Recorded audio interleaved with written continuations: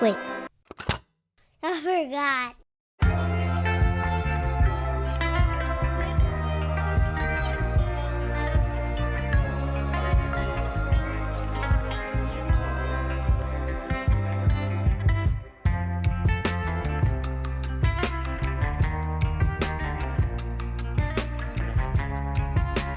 Welcome back to episode 2 of Barely Even Here. I can't tell you how excited I am that you're joining me.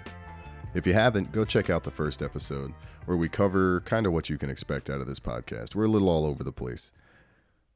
Today, actually, it might get a little deep. I want to share some personal experiences that I've been having lately and what I've been going through. Hopefully, maybe it can help some other people that are going through something similar. But before I get there, I do want to offer a trigger warning because some of what I'm going to talk about is pretty heavy. And also, I want to share with you some assets you can use if you are having some pretty low thoughts. The Suicide and Crisis Lifeline is 988. You could dial that if you're feeling very, very low, if you're at a really, really low point in your life and you're thinking about doing something drastic. Check out the Suicide and Crisis Lifeline at 988. They can definitely help you. You have assets in your town. I bet you do. And I bet you're worth it. Also, I want to share the National Domestic Violence Hotline as well. That's 800-799-7233. It's best to get some help as quick as possible. But now that we got all that out of the way, I hope you're doing just fine. I'm doing really well. Honestly, I went out to have a good time with my friends the other night, and I didn't take my meds. I actually had a weird adverse effect with my medication because I had taken it the night before. I take my medication before I go to bed because it can make you drowsy, and apparently if you take it with alcohol, it can increase the drowsiness. So the way I figured it was, well, I take it at bedtime anyway, so what does it matter how drowsy I get?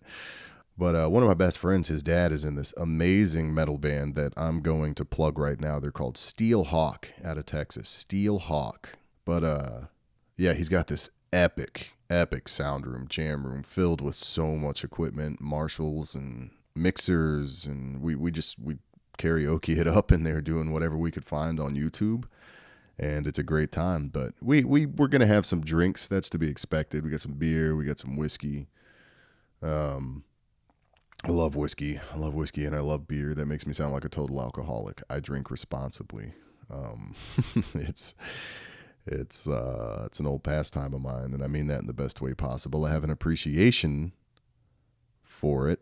I don't abuse it. It's never good to abuse it. It's never good to abuse alcohol in any way, shape, or form. But anyway, I brought my medication to take with me that night because I figured, I'll just have one before bed and I'll be asleep anyway, and it doesn't matter. What ended up happening is I had a few beers and a couple shots of whiskey, and since it is still in my system, I ended up falling asleep outside. I was perfectly fine, did a bunch of songs, not even that many. I think maybe like 4 or 5 songs. Went outside to relieve myself. And I had the urge to lay down and go to sleep on this concrete slab outside by the jam room. And I don't know why. It's not even like I didn't even feel drunk. I can't explain it. I felt really, really comfortable, and I was compelled to, I don't know if I was thinking, well, I'll just kind of rest it off. You know, sometimes throughout the day, my medication makes me feel like I need to take a nap, and I hadn't taken one. I had planned to. Maybe I did. I don't remember. But anyway, I ended up falling asleep outside on a concrete slab on some dewy concrete, which I can't believe did not ruin my shirt at all.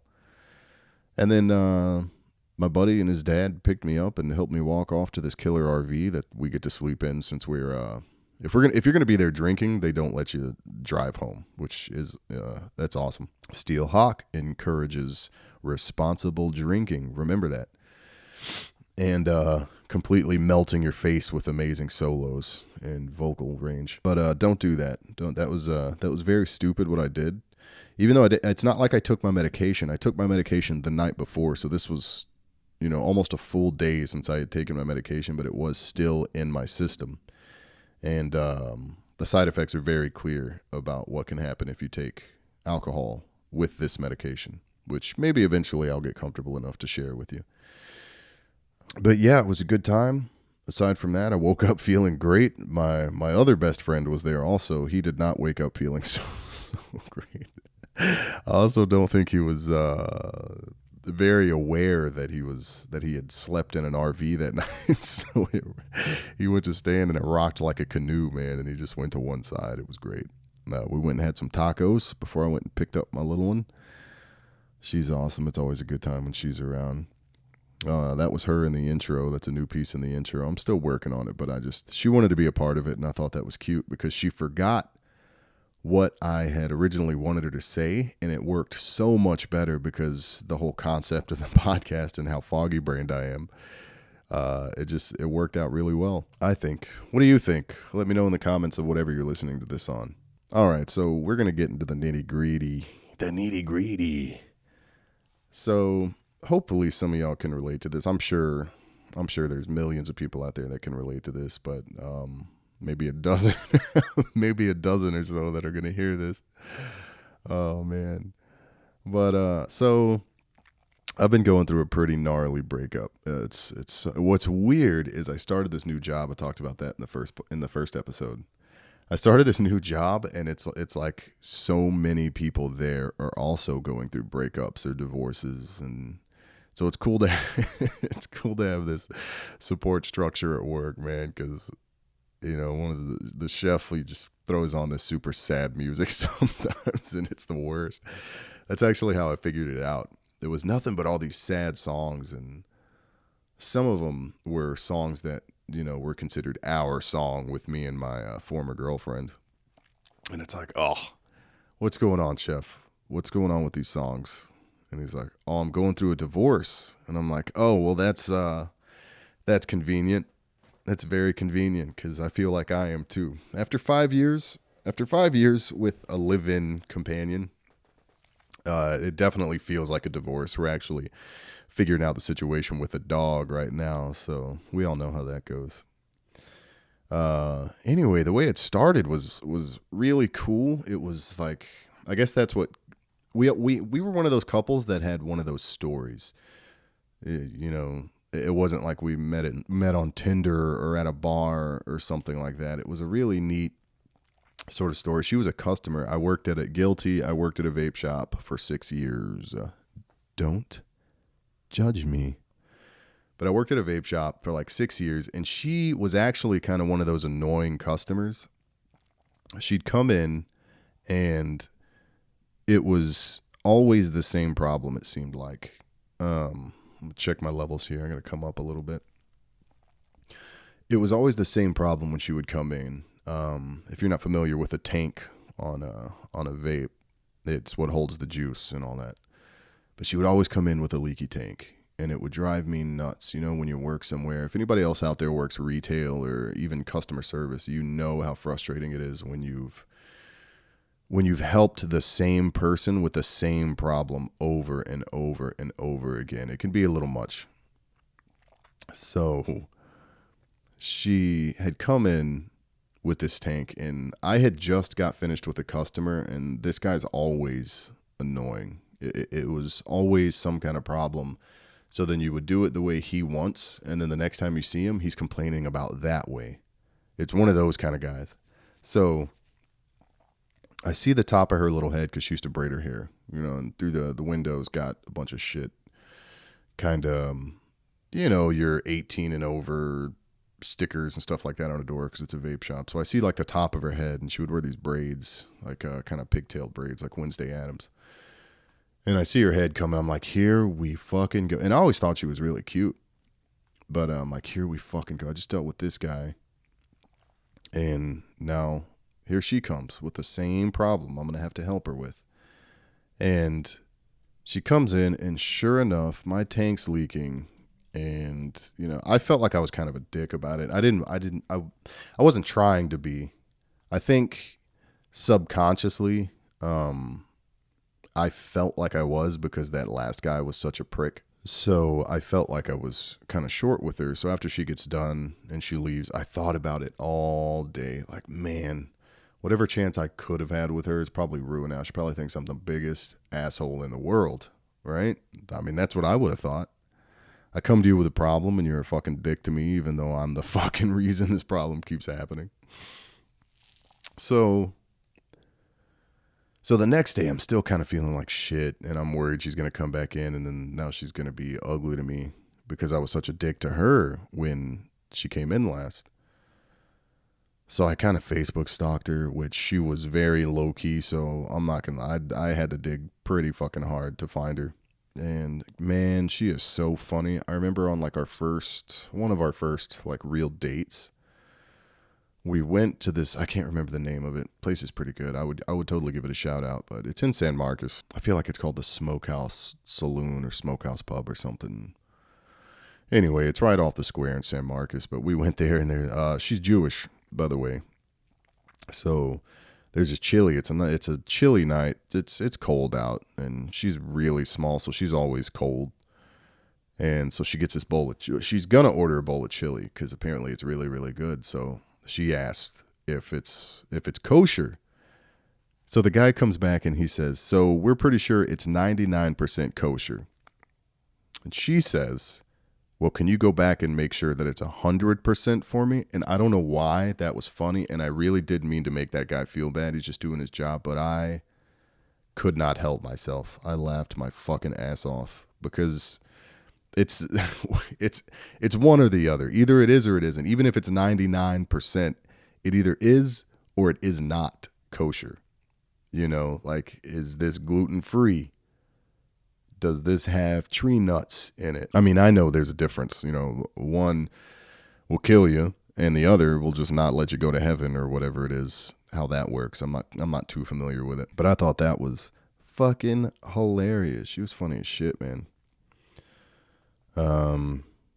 Yeah, we survived a tornado together. That was wild. We were living out on the outskirts of Seguin, Texas, and the weather was getting really bad. And her grandma, her grandma, and I mean this in the most endearing way possible. Her grandma is almost one of those typical Jewish moms, man. She worries. She likes to worry. So if there's a thunderstorm, man, we know about it, and we know about it quick. So we were just kind of blowing it off, and we both love the storms and the rain, and so does my daughter. And it starts to get pretty dark, and the weather seems a little weird than what we were expecting. So we're thinking, okay, maybe this could be serious. Maybe we should head into town. We go out the front door, and there is, if you're familiar with it, a wall cloud. Very clearly a wall cloud with a funnel cloud developing. It was very obvious. It wasn't like, you know, sometimes you look up and you kind of freak yourself out. You're like, are those clouds rotating? This was clearly with the pointy end and everything. And we're like, okay, well, shit. It's too late to leave because the last thing we want to do is be out in it. So we get in the house, and our back bedroom, like the master bedroom, has there were a couple windows, but they were all covered. I like to black them out, and I had this huge bed frame that blocked out the back window. And my daughter's a trooper. She wasn't really, you know, she was nervous because she had never experienced anything like that, and she could kind of read us, you know, like, okay, something's definitely going on about this. Something's up. And you start to kind of hear the wind, you know, and you could feel the pressure in the house changing. The windows were like, that's really what the windowsill sounded like. It was like the pressure being sucked out or pushed into the house. It was weird, and our ears kept popping. And that went on for a few minutes. It felt like an hour, but I mean, it was probably like 10 minutes or so. And we go outside, and it's like this thing came down and then went right back up right before it hit our house, because you come out our yard, our house is fine. You look to the right, everything's good. You look to the left, though, carports are just torn apart. Trees are ripped to shreds. It was wild, and it wasn't even like a huge tornado. This thing just happened to touch down right next to us. So we survived a tornado together, which is crazy. we spent most of COVID together. We got COVID together at the same time, but we had a weird bout of COVID. I woke up one morning and I felt fine, but I woke up very, very early for being off because I was bartending at the time. So I'd get off. Damn, sometimes I wouldn't even get home till 2:30 in the morning. So I would usually sleep in, when you work those late hours. And that's like a 40-minute drive home from where I was working. But for some reason, I woke up at like 6:30, 7 o'clock in the morning. I went out in the living room, was watching some TV or maybe a movie. Probably a movie because we didn't have internet out there. We were really far out. And I have a huge DVD collection. I can't remember what I was watching, but I was watching a DVD or something. And I fell asleep, woke up like an hour later, and felt shithouse drunk. I hadn't had a drop to drink. I felt shithouse drunk. It took me several minutes to get to the back room from the living room. I was almost crawling. I was super weak. I felt horrible. It was weird. I felt very, very hungover. And I finally make it to the back. She wakes up later. She feels like shit, and she knows instantly that we have COVID. The weird thing is, while I'm walking to the back, I thought maybe I had a brain aneurysm or something, because I've actually survived one before. I had these surgeries when I was a kid, and in my ears on something called a preauricular pit, and they got infected, and one of them developed a blood clot in my brain. So I had survived an aneurysm before, and my vision was really weird. I couldn't barely hold myself up. I felt shithouse drunk. And, it ended up being COVID. I'm not sure. We got tested and we were both positive for COVID and we had the same symptoms. Our bodies were just awful. We had such bad body pains and we couldn't eat anything but fruit and vegetables. It was so weird. Anything else would come right back up. We didn't get fluish, as in like a cold. We didn't get the cough. We didn't get the breathing problems. We just had chills and severe body aches. Like, I felt like I just fell off of a house. It was fucking terrible. She did too. One of my best friends, his girlfriend at the time was like bringing us groceries and everything. They were really awesome for us. But, everything comes to an end. I mean, eventually we got better from COVID, and I personally, I think what had a lot to do with when it ended was when both of us had a really, really rough, like, a year and a half. We moved to a new city to be closer to my job. My job got bought out by somebody else, so I had to jump ship. I found another job that wasn't making it. And literally, I know that sounds kind of dumb, but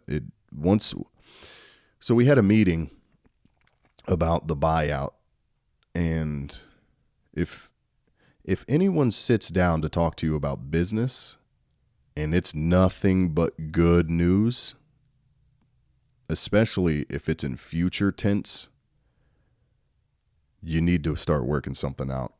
Because you're not going to talk business without getting cons. There's just always going to be some kind of bad news. If it's all good, something bad's going to happen. So you need to keep your wits about you. And this is a lesson that I've learned through life experience. This isn't just, this is my opinion or this is what I think. This is every single time there's been somebody talk about, there's going to be profit sharing. If you guys can just hold out, you'll be making more money than you know what to do with. And then a month later, they're still talking about it. And a month later, they're still talking about it. Something's up. You really need to keep your wits about you. So I had a feeling something bad was coming. So I went and I found a new job. And I started there. Turns out I was right, because exactly what I was afraid of. They were going to renovate, so everybody was going to be out of work for months anyway. So I got that new job just in the nick of time. Wasn't making enough money. Found another job. Wasn't making enough money. So we started this other job, which was consistent, but also not making that great of money. So she was able to. We were working together on a food truck. And the owner already owned a successful restaurant, so he needed to be there more often. So he was telling us how he wanted us to run it, and he's a really good guy. So I took him at his word. This wasn't one of those situations where we're talking business and it's all good. There were cons, there were pros and cons, and it was like a legitimate business conversation. So we're waiting, we're just holding it out for the months and in the slow season. And then finally one day we get the message. Hey, can you guys come and meet me so we can have a meeting? Yeah, sure. We're so excited. It's finally happening. I'm going to be able to save the money for my bar. I'm going to do this. I'm going to do that. The exact opposite thing happens. Like literally the exact opposite. It was that he was closing the truck. He was selling it back to the old owners. And now we were both completely out of a job. Hello. That sucked. Dude, it was literally the exact opposite of what we were expecting. So, that was tough. And I hadn't been diagnosed at the time. I was officially diagnosed with bipolar 2 disorder. Or type 2 bipolar disorder. I'm not quite sure. Which sounds worse, but type 1 is the really bad one. Don't get me wrong. I'm not trying to blame like mental illness for any of my things. We didn't like fight or argue. We didn't have trust issues. At least I didn't. Maybe in the beginning there's like a little bit, because both of us had come from rocky relationships. So, but we were really good for each other. All of my friends loved her. She didn't meet a whole bunch of my family because they lived so far away. But, it was really good. No way I could say it was perfect. I mean, nobody can. She's a very fragile person, while me, on the other hand, I'm very hardened. I've been through a lot. I have a lot of life experience. I've been out of the home since I was like 16, 17, and I've just kind of done life the way I need to do life. I've just had to do what I have to do. And I think it just clashed, and that mixed with everything else going on was just maybe just a little too much. And the way that it happened wasn't really cool either. I think that she was very, I think she could have been a little cooler about it, but that's not really for me to say, I guess. So the relationship ended. I took a lot of it on myself. It was a lot of, man, I wish I could have done this differently, and maybe if I would have done this, or maybe if I would have done that, it could have worked out a lot better. And I went and so we had a therapist that I actually met through her. So we would do couples counseling and stuff when we needed it. And I would go see her when life was kind of getting to me. And it worked. Everything worked out really well. She was a fantastic psychiatrist. So when I went to go see, again, I was already very depressed. And this is kind of the stuff I was talking about at the beginning of this episode. I've been very depressed for a very long time. And the way I looked at it was, well, I don't want to kill myself. But if something were to happen to me, I would be okay with it.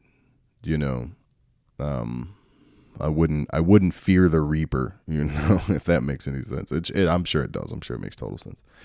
But then, I had this feeling like it doesn't matter what I do in life.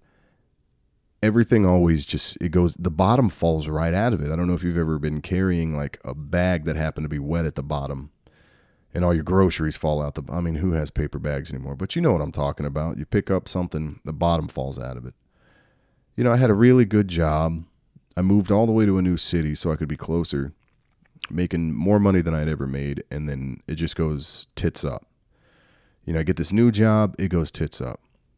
We get this job on the food truck with, the prospect of running the whole thing. And then, the bottom falls out of that. And then the relationship, it's like everything's so good. And then bam, the bottom falls out again. And that was sort of the way I looked at life. Why does the bottom fall out of everything? Why can't I have anything good? That's the way I was looking at it. And that just was not a good way to look at it, because it really harmed me in the long run. because what had happened was I was in a place where if I, we'll put it this way. My daughter has literally saved my life. Because she's the only reason that I didn't do something about the condition of my life sooner. Yeah, dude, this is my fucking podcast. I'm not even being monetized.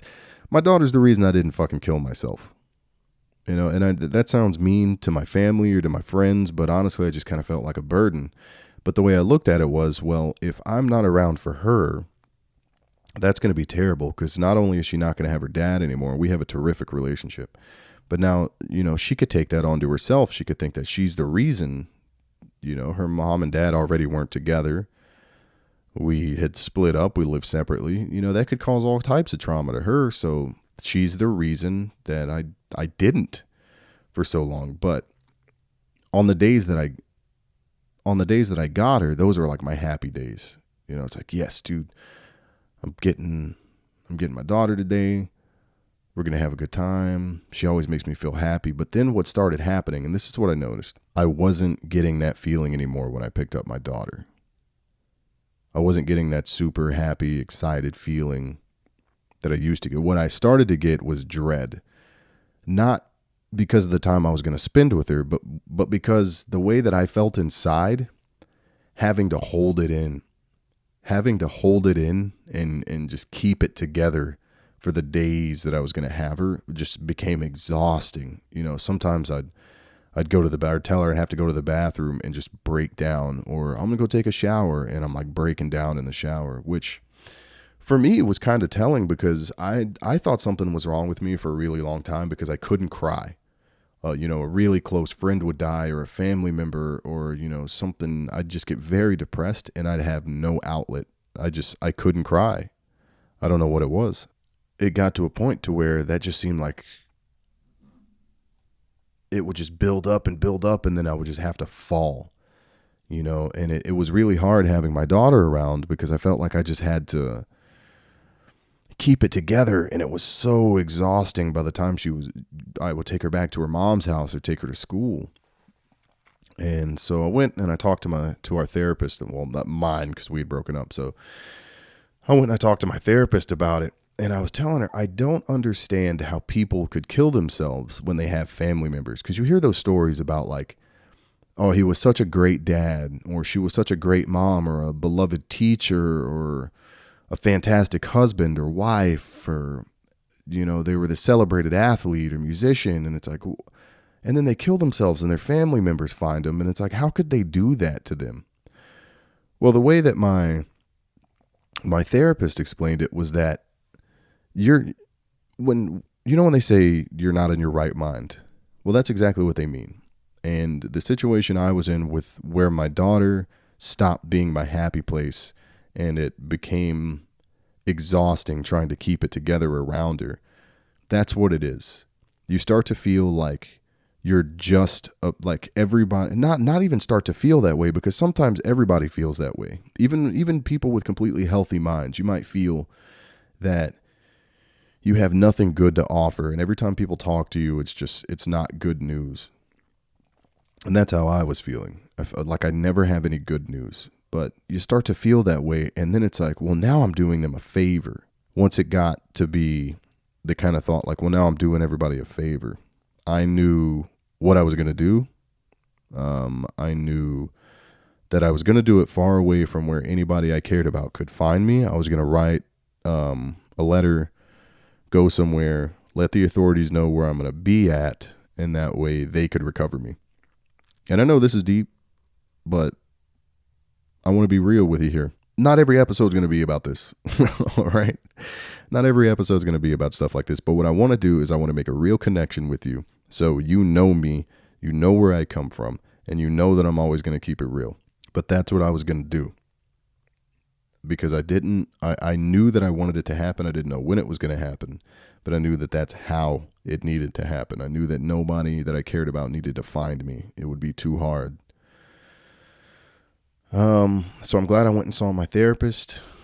She got me enrolled at a place here, and this is what I mean about assets near you. She referred me to a place in New Braunfels called Hill Country MHDD.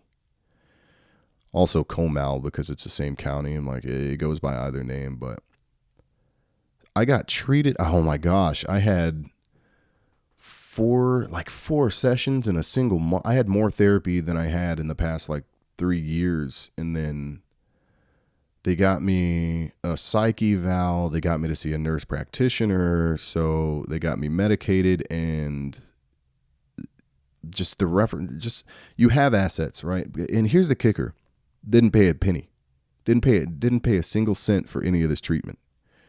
So this whole round of medication and my refill were completely covered. They have a pharmacy right there in the place, and a lot of these places are like this.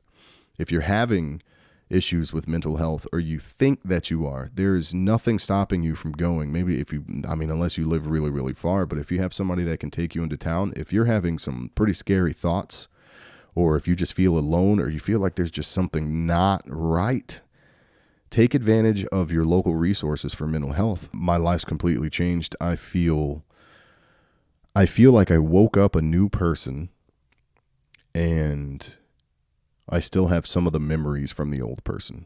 But gosh, I just feel so much better. And I know that sounds silly, but I mean, I've lost 40 pounds. I read more. I write. I do all that. I started this podcast because I got better. I've been wanting to start some form of media, some format, like my own platform, for years and years and years. But, I get really, really into something, bam, bam, bam, bam, bam, bam, bam, and I'm going to do it. It has to be perfect. And then I don't do it because I have imposter syndrome, and I have those voices that tell me, I'm not schizophrenic. That's not what my mental illness is, but those self voices in my own head that tell me, this isn't for you. People like you don't do this. People like you try to do things and it fails because nobody knows who you are, man. Nobody wants to listen to you. Nobody wants to look at you. Nobody cares what you have to think. And frankly, who cares? Because in the end, I'm doing this for me. I'm doing this because I want to do this. I know that there are like-minded individuals out there who fucking need to know that someone else out there feels the way they feel. So bottom line is, meeting and losing this girl completely saved my life. Literally. But between her and my daughter, my life changed forever. I may never, and more than likely, I'll never see her again. We had 5 years together. She was one of my best friends, one of the closest people I've ever allowed that close to me. And granted, the way that she left, I felt was very cruel. It made me look inward into myself enough to where I found me. I was able to find me, and I had lost me for so long. And I'm back into music, and I'm back into things that I used to love because while I'm on that topic, I want to talk to you about anhedonia. If you're feeling anhedonia, which is that feeling where you don't find joy in things that you used to, or just in things in general, specifically like sex or music or movies or, video games, things like that, you start to lose interest altogether, go seek help because you're getting very close to the red zone. But yeah, finding and losing this person and having them so close to me and being able to love so hard and be loved so hard and then just bam, it's gone one day. It helped me survive. More than survive. It helped me live because all I had been doing was surviving. That's all I'd been doing for so long, was just surviving. And now I can live. I go on walks. I ride my bike. I work out. I'm obsessed with the show The Bear, which we'll get into later, and how that show actually helped me. But you could do this. And if you have somebody that's that close to you that you feel like that about, hold on to them. Communicate. That's what you need to do, because you can only do so much. Communicate, and don't be afraid to communicate, and don't be afraid to let them communicate with you. You need to tear some of those walls down, and I don't mean climb over those walls, because if you climb over those walls, What you're going to do later on is you're going to be tempted because you know there's comfort back there. And what you're going to do is you're going to climb back over those walls. Get comfortable with being uncomfortable. Okay, that's the only way you're going to change. Change does not feel good unless you're changing your shirt. I have this weird habit where I will change my shirt 3 or 4 times a day because I like the feeling of of taking the old clothes off and putting them on, specifically shirts. I don't know why I do it. I always have so much laundry, and then that sparks the cycle because I love putting clean clothes on. I love putting clean undies on. Anyway, embrace change. Change is uncomfortable. Don't climb over those walls. Tear them down. Tear them down. You have to dismantle those walls so that you are never tempted to go and climb back over them. Communicate, man. Depression's weird, isn't it? Speaking of being comfortable, if anybody listening to this suffers with depression or has ever been depressed, for any it's very easy to sink into depression because it's so comfortable. Because it's not even the depression that's comfortable in a sense. It's because you seek comfort. So you don't want to get out of bed and you're watching the same shows that you're familiar with or the same movies or doing the same things over and over because they're comfortable. And depression feels the same now at 35 as it did when I was 12 years old. Everything changed. The taste of oatmeal cream pies changed. Hastings is gone. For those of you that don't know, Hastings was a kick-ass movie store.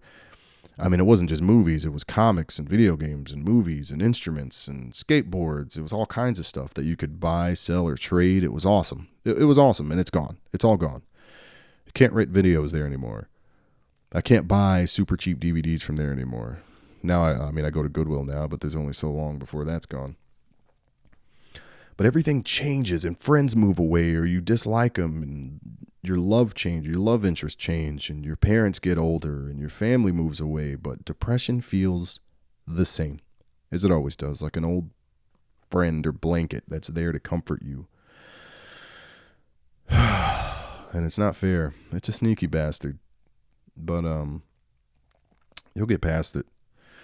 You know what helped me get past it, man? I just mentioned this was The Bear. The show The Bear. And this isn't a plug. I got no sponsors. Nobody knows who I am. But the show The Bear was so perfect when I finally started watching it. That breakup was very fresh. And I felt horrible. And I'm watching it and it's like, oh, wow, this is great. Especially because I've worked in so many restaurants. So it was really relatable. The lingo that they use and the situations that they get into. And it's just very relatable. And it's very chaotic. And I think that's what helped because I'd get really into it and I'd be feeling good. And then those super sad, dark feelings and the depression would start to seep into me. And then something crazy would start going on in the show and everything's going wild and it's chaotic. And then it's like it wouldn't let me sink down into that, if that makes any sense. It's like it would keep holding my attention. And the music's great. The soundtrack's great. The cast is great. The food looks delicious. So if anything, here's the weird thing with the fact that there's so much delicious food. And I still put The Bear on when I work out. It's been 3 months of this shit. 4 months of this shit. And when I work out, I put The Bear on and I do this workout. That's actually gotten very easy, by the way. Oh, wow. I want to share this with you. I just remembered this. The whole reason I even started my workout routine is because I found this out. Ruminating, right, which is something that I do. I'm hardly ever in the moment. Remember I was talking about that in the first episode, and if you listened to the first episode, you'd know this. But anyway, I find it very hard to stay in the moment. I'm either ruminating or I'm worrying. So worrying is obviously worrying about the future, and ruminating is bringing up the past and trying to work through these things that should have already been worked through, right? And that phrase actually comes from the way cows chew. Rumination. So what they do is they'll masticate and chew and then they'll swallow it and then they'll regurgitate it and do the same thing and just keep chewing it and then swallowing it. And that's what rumination is. You have an experience, you don't work through it properly, or maybe you think you did, and then it's gone in the past, and then you keep bringing it back up, right? So you ruminate and also get racing thoughts. The racing thoughts is actually what got me to work out, because when you're having racing thoughts, apparently the same, and it's weird because I didn't realize what racing thoughts were until therapy. And it's the way I used to describe it to my friends was like, well, it's like a ripple, right, out in the middle of the ocean. And it starts as a ripple, and that's a thought. And then there's more thoughts, and then there's more thoughts, and then it feels like I'm having 1,000 thoughts at one time. It's called racing thoughts, and I didn't know that. I thought I was just having like panic attacks, which I was also having panic attacks.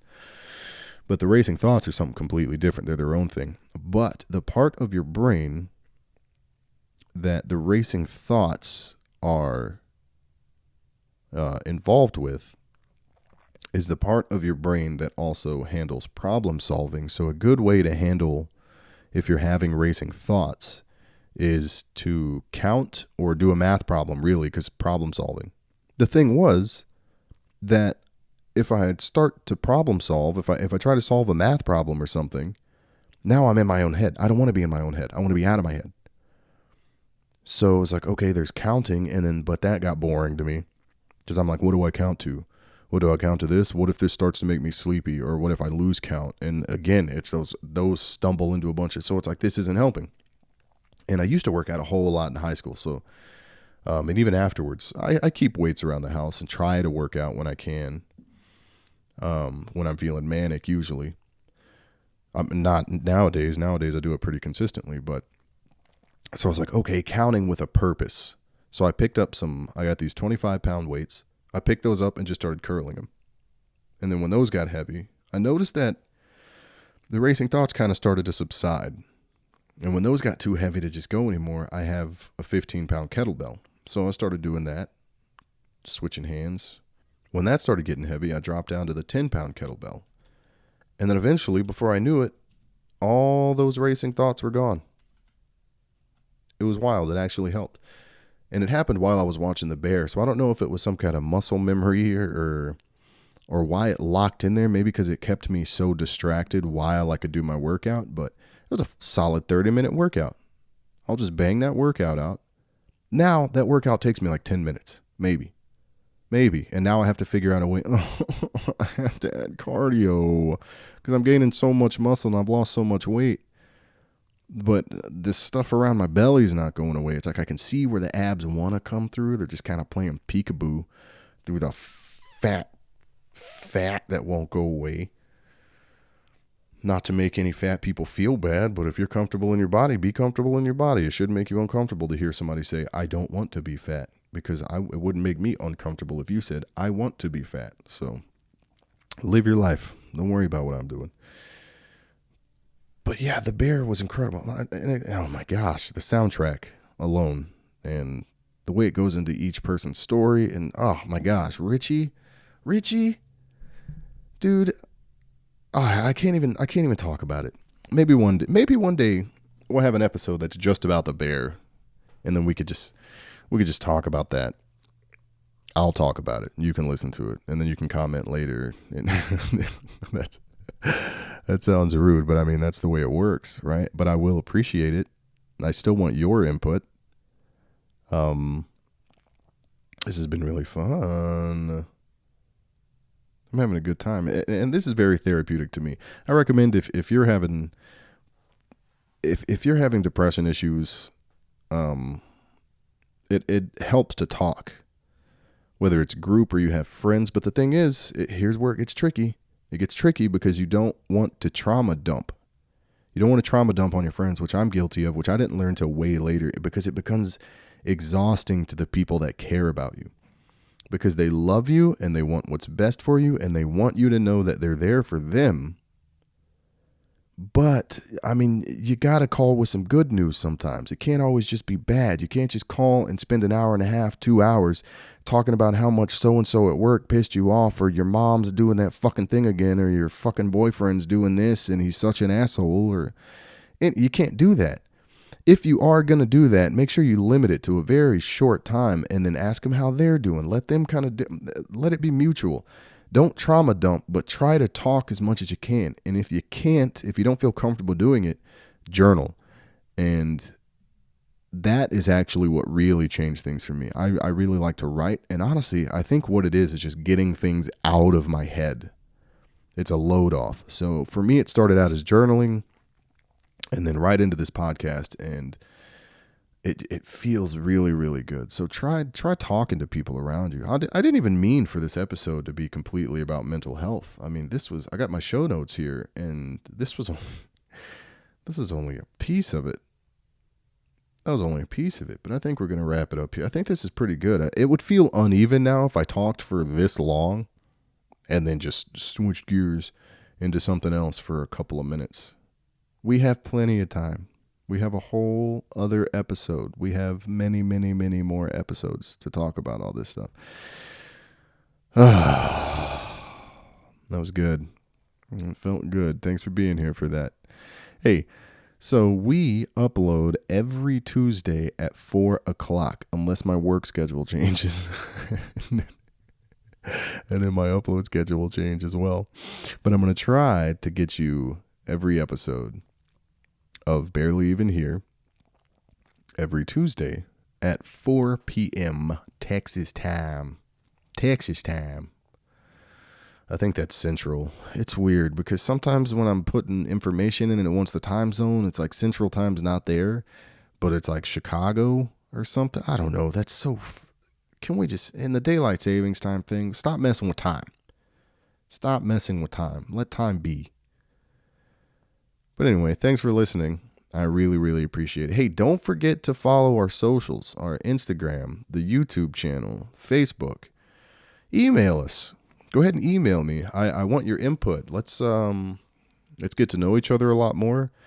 If you have any questions that you want featured on the show, go ahead and comment. Comment wherever you can find Barely Even Here. I really appreciate you listening. Hey, I also have a couple more shout outs for you. I just like doing it. I have no sponsors. I just like doing it. I like to help out people that I really care about. So again, EPUP22 on Twitch. That's my boy Justin Baker. Go follow his stuff. He's great at what he does. He knows video games. If you love video games, he's your man. He's not one of those goofy, hey, how's it going, folks? He's not one of those at all. He's very relatable. He's very chill, very laid back. And sometimes you get his awesome nieces and nephews that pop in the room. It's very candid. It's really cool. Check him out. It's a really grounded channel. We also have Ursa Botanicals for all of your legal THC needs in the state of Texas. It's located in Seguin, Texas, at the Backyard. I'm not sure the address, but just Google Ursa Botanicals. You'll find it. I believe it was Best of the Best, if I recall, at one point in time. But it's Ursa Botanicals for all of your legal THC needs in Texas. Then if you like to get drippy, if you like to drip so much that you leave drip everywhere you go, people don't let you sit on their couches because your drip is so fresh. Check out Culture in Seguin, Texas. That's my boy Max Marion. He is a clothing boutique, and boutique does not mean what you think it means. It's just a niche clothing store that's got awesome brands. Awesome. I'm a really big DGK fan because I love movies, and they do a lot of movie collabs. So I got DGK stuff from his shop that is Goodfellas. I've gotten DGK stuff that's Casino, Poltergeist, Crooks and Castles. He carries tons of socks, backpacks for the kids, shirts, pants, hoodies, shorts, all types of good stuff, man. Go check him out. That's Max Marion. The man is fantastic. He came up from nothing. Everybody that I'm naming to you right now came from nothing. I'm actually going to have some of these guys oh shit, now that I'm thinking about it, all three of them are going to be, oops, should I edit that out? Nah, I'm going to keep it in here. Yes, once a month on Barely Even Here, I'm going to have a guest on. I'm going to try to do it once a month. Let's be honest here. I'm going to try to do it once a month. We'll see how it goes. But I would like to make it to where once a month I'll have a guest on, and all three of the people that I named are people that I want to have as guests. So be prepared for that. It's going to be really cool. You're going to learn a lot about these people, and the things that make them great and the things that they went through. And I'm really excited to start that chapter of things. But hey, thanks again for listening to Barely Even Here. Thank you so much if you're coming back. Thank you just as much if this is your first time here. Hey, make sure you go check out that first episode. And we love you lots and lots. We're just loving you lots and lots. That's from That Thing You Do. Movie's great. But hey, thanks for listening. We'll catch you on the next one.